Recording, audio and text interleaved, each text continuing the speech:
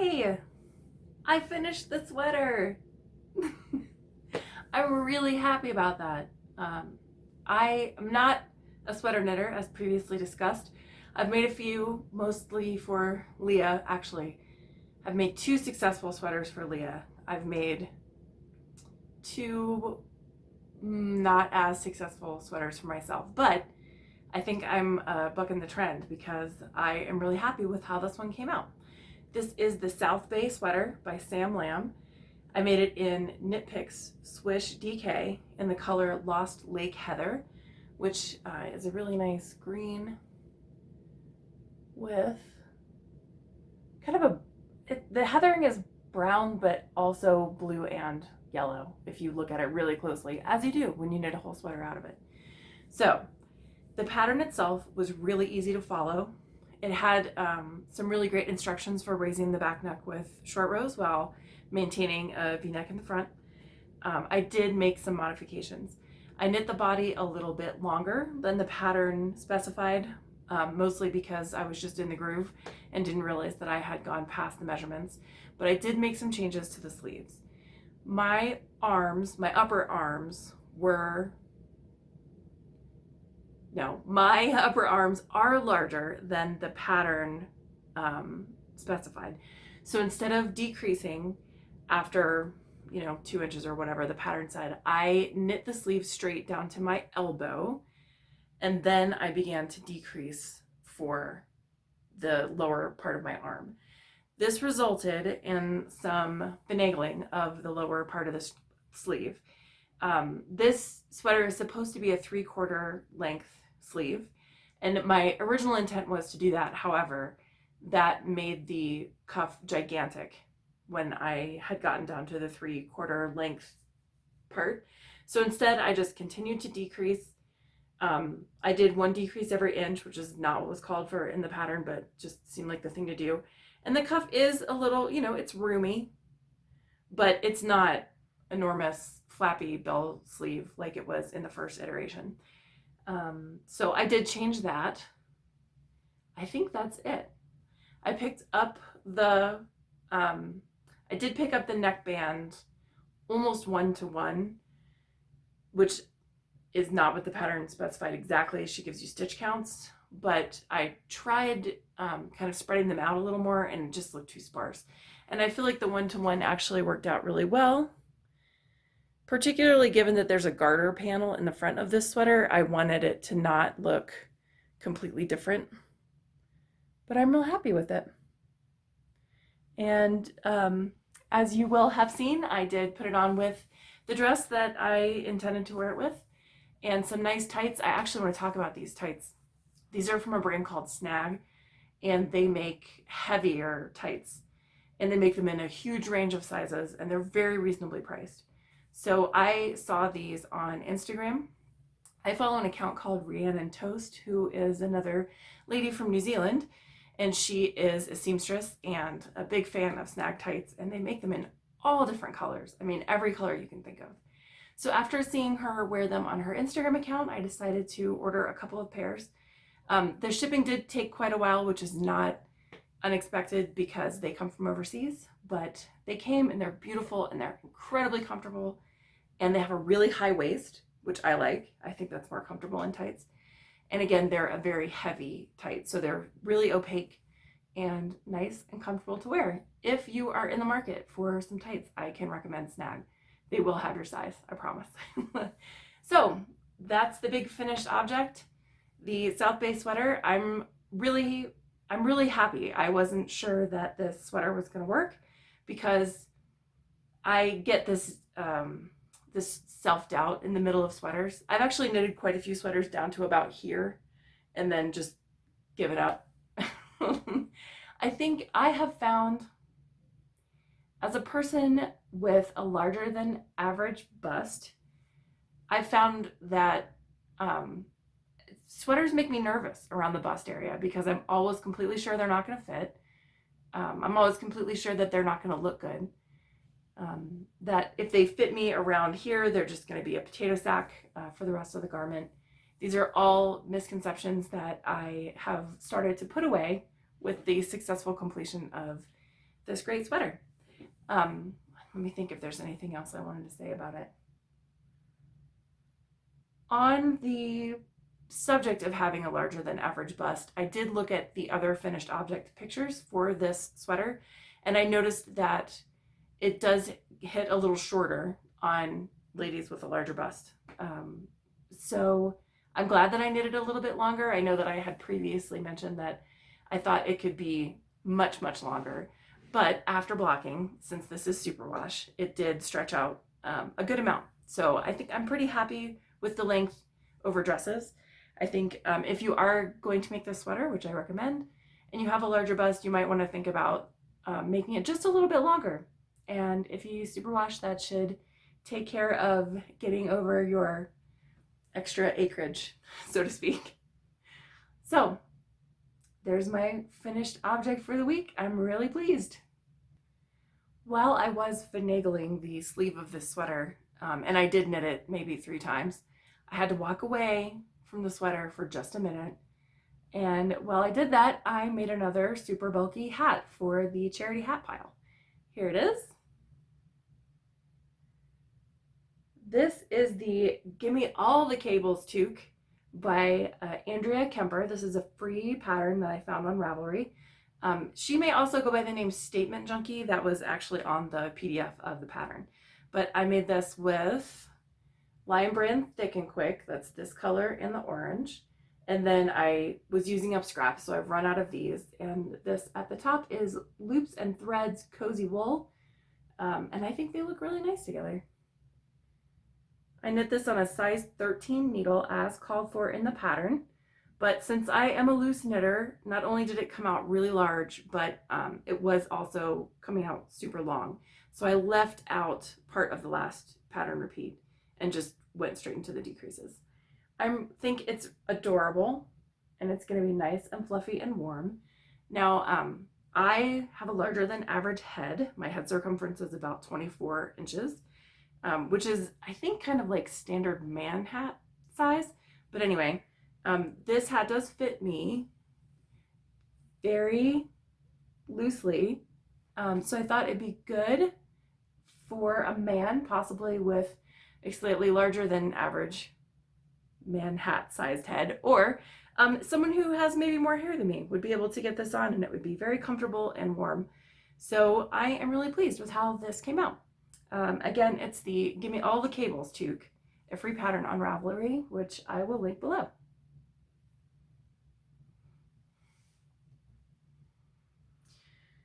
So I did do a lot of knitting in this past 2 weeks. That's pretty much all I've done. I know that we're all dealing with the consequences of a year of this pandemic. It feels funny to say that it's been a whole year. But we're kind of coming up on the last time, that like the anniversary of the last time that I sat in a restaurant with friends and had other human beings around me. And it's a strange feeling. I think that feeling kind of hit me a little more than usual this week. By nature, I'm really quite a homebody, and generally it doesn't bother me that much not to get out of the house very often. This week, though, this last couple of weeks, it's been kind of crazy. You know what really got me?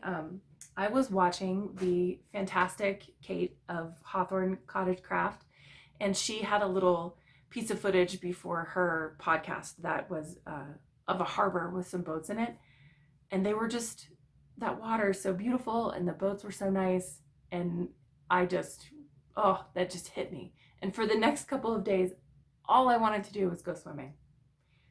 When I was a kid, there was a pool right in our neighborhood. We were really lucky to have a little neighborhood pool, and we belonged to that pool, and I spent many, many hours every summer getting multiple cases of swimmer's ear and taking swim lessons and swimming at the Foxborough pool. And I really just, I wanted to go swimming. But we canceled our gym memberships for obvious reasons, and there's no pool available to me right now. So instead, I'm just gonna have to think about swimming in the future. Though I did have a dream, and in that dream were multiple swimming pools, and I jumped in all of them. So I suppose subconscious me is working to try and help conscious me with this whole lack of swimming pool availability problem I seem to be having. But you know, if all I'm doing is missing a swimming pool, then that's totally fine.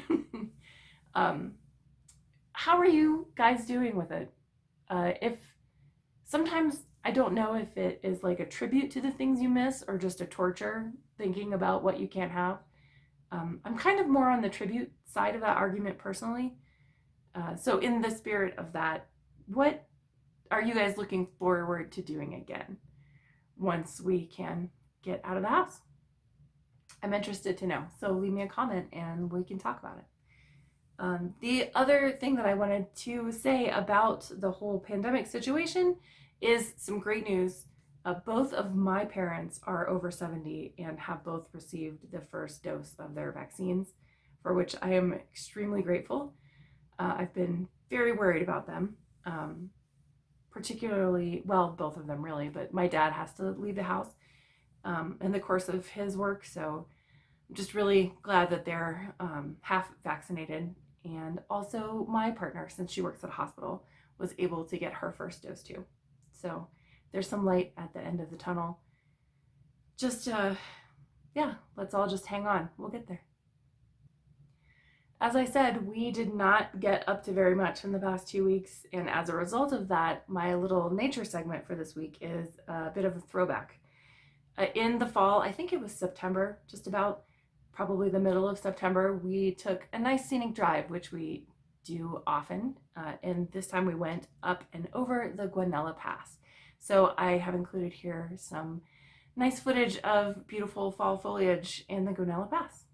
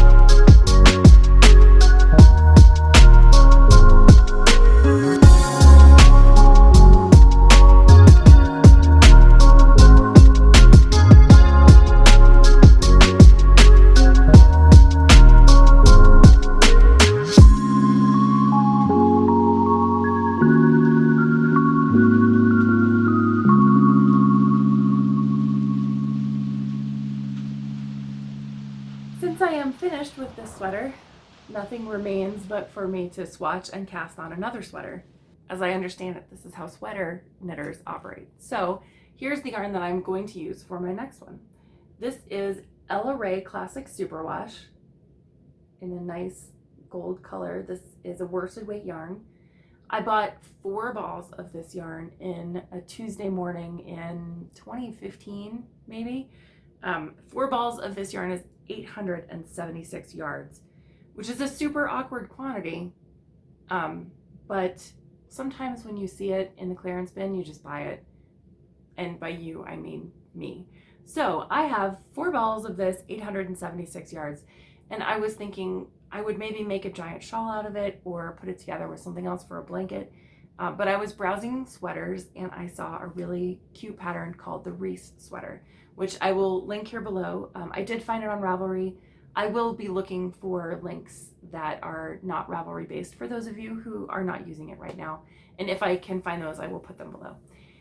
This sweater calls for 880 yards in my size. So I am, the theme of this whole sweater is just going to be throwing caution to the winds. I'm going to throw caution to the winds and cast on the Reese sweater using this yarn. A couple of other reasons that I am throwing caution to the winds. I am never entirely sure if I can wear yellow. I really love it, but I don't know if it's doing me any favors. But you know what? I love yellow, and I work at home now, so the only people who see me are me, and Leah, who has to tell me my sweaters look nice because she's my girlfriend, and the cat, who really doesn't care. So why not? Why not knit yourself a yellow sweater if that's what you're feeling? The other thing I'm throwing caution to the winds on is that this is a cropped sweater. I don't know. It's either going to be fantastic or it's going to be a complete disaster. I'm leaning towards fantastic because in the pattern pictures, the model, who I think may also be the designer, has a larger than average bust, just as I do, and she is cute as a bug in this sweater. So that's what I'm going to do. My future plans involve taking this beautiful yellow yarn and that pattern and swatching it up, and hopefully I'll be able to show you some good progress on the Reese sweater next time we talk. But that's not the only project that I am itching to cast on. In another example of Ravelry inspiration, an account that I follow, which I believe is called Auntie Alice Loves to Knit.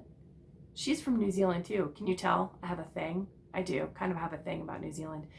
Anyway, on her Instagram account, I saw that she had knit several pairs of a pattern called the Palmistry Mitts, and they're made of sock yarn and they looked really cute, and I thought, I need more fingerless mitts. I do have a couple of pairs, but they're all several years old, and they do get a little ratty after a while when you wear them.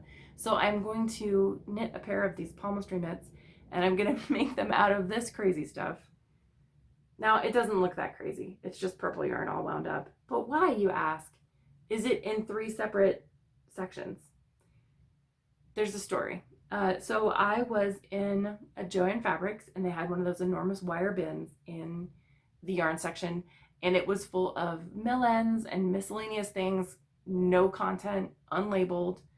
But I dug through it and I found what looks suspiciously like 75-25 sock yarn, and that I think it just looks like 75-25. You know, it's not super soft, so I think it'll be good and sturdy.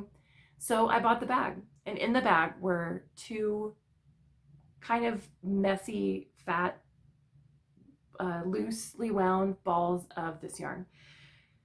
So with plans for making the Palmistry mitts at some point in the future, I started to wind this yarn, and it was bonkers.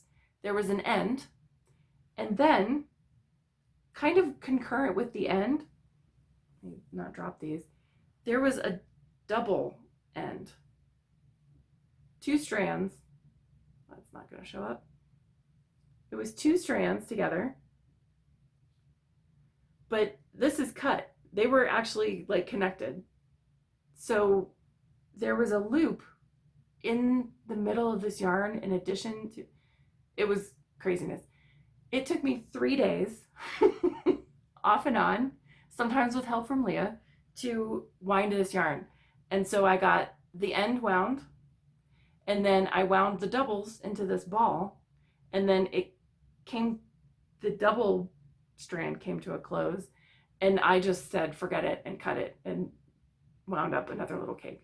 So yeah, I feel like I've really worked for these already, and I haven't even started knitting. But I'm gonna put this doubled one aside and maybe knit I don't know, a kid's hat or part of a hat out of it. Since it is doubled up, it should approximate a DK or worsted weight yarn. And I'm gonna get started on some palmistry mitts for myself. I believe that this will stripe. So I'm looking forward to seeing how it knits up after I put so much time and floor space and tangling and shooing the cat away from it to get it all wound and ready to go. That is all that I have for you guys this episode. Sometimes you just stay home and knit and don't get up to as many interesting things in the world as you may have hoped. And that's okay. In fact, I hope for you guys that until I see you next time, you will have plenty of time to stay home and finish a sweater or dream up some new projects to work on, and that all of your crafting goes the way that you want it to. And that you don't get any weird balls of yarn with a doubled up end in the middle that seems like an offense against physics, frankly. I hope everything winds properly for you. So I will leave you all with that, and I will see you in 2 weeks. And until then, party on.